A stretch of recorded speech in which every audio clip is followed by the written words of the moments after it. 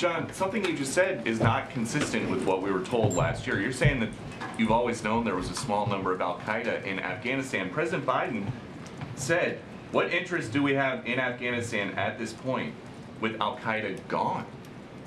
Yeah, I mean, in a major way, Al-Qaeda was not playing. No, wait, let me finish. They weren't playing a major role in operations or resourcing or planning in Afghanistan.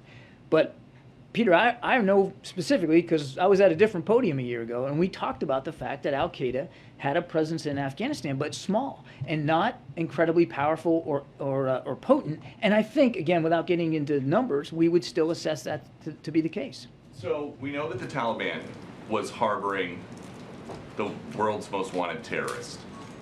You guys gave a whole country to a bunch of people that are on the FBI most wanted list. What did you think was going to happen?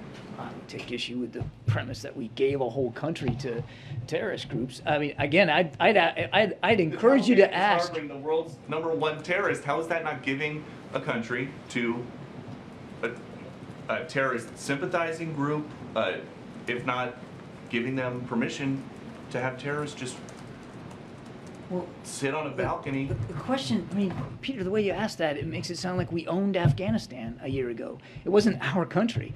It was an independent sovereign state.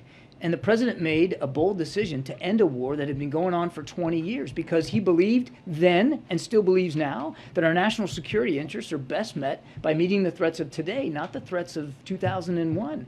And I don't want to relitigate the whole war here, but obviously no one anticipated the Ghani government to fall as fast as it did. But we said at the time that as we depart Afghanistan, we're going to keep vigilant. We're going to stay ready, and we're not going to let Afghanistan become a safe haven for terrorists who threaten our homeland. And this past weekend, we proved that case precisely. But so now that you know that the Taliban is not living up to the part of the deal that they made with the U.S. to not let Afghanistan be a place that terrorists feel like they can be safe, what are you going to do about it? Well, that gets to Peter's question. I'm not going to telegraph decisions that haven't been made or policy initiatives one way or the other. I would just say for some spectacular terrorist attack in the U.S. to then say, oh, well, there's terrorists. If we were, Peter, in Afghanistan, now we can go get them. If we were, Peter, then we wouldn't have taken the hit on Saturday, the strike that we took on Mr. Zawahiri. If we were just waiting, this isn't about waiting. It's about watching. And we watched very closely, and we acted on what we learned.